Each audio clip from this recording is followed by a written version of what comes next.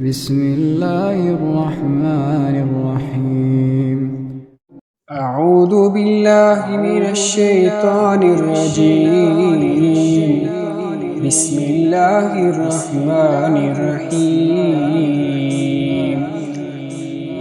وإذ قال إبراهيم رب اجعل هذا البلد آمنا واجنبني وبني أن نعبد الأصنام رب إنهن أضللن كثيرا من الناس فمن تبعني فإنه مني ومن عصاني فإنك غفور رحيم.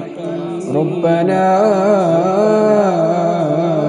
إني أسكنت من ذريتي بواد غير ذي زرع عند بيتك المحرم ربنا ليقيموا الصلاة فاجعل أفئدة من الناس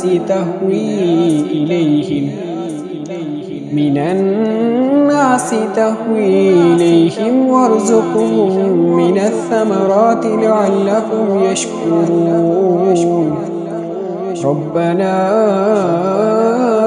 إنك تعلم ما نخفي وما نعلن وما يخفى على الله من شيء في الأرض ولا في السماء.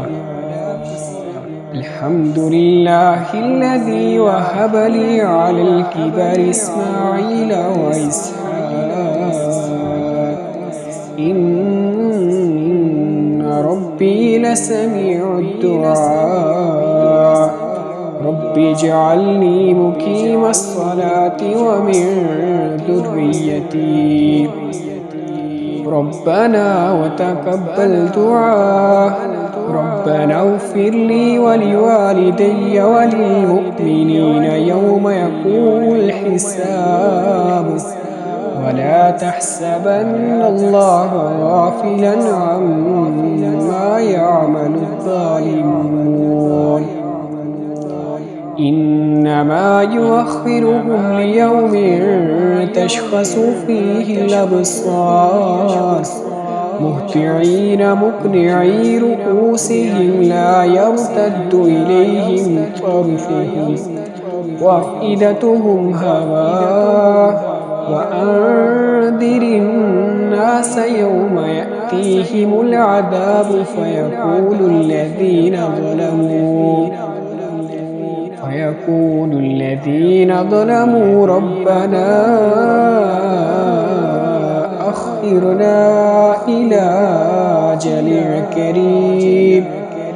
قريب نجب دعوتك ونتبع الرسل أولم تكونوا أقسمتم من قبل ما لكم من زوال وسكنتم في مساكن الذين ظلموا ربنا أخرنا إلى أجل قريب نجب دعوتك ونتبع الرسل أولم تكونوا أقسمتم من قبل ما لكم من زوال وسكنتم في مساكن الذين ظلموا ربنا أخرنا إلى أجل قريب نجب دعوتك ونتبع الرسل أولم تكونوا